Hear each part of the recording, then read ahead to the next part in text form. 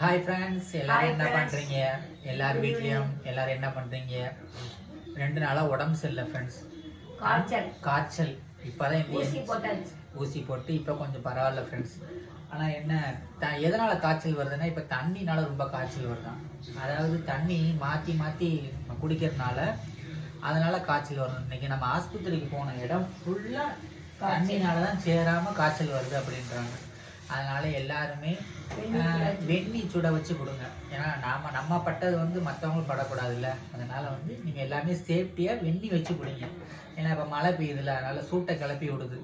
எந்நேரத்தில் யார் எப்படி இருக்காங்கன்னே தெரிய மாட்டேங்குது. அதனால் வந்து வெந்நியாக சுட வச்சு எல்லோரும் குடிங்க. அப்படியா?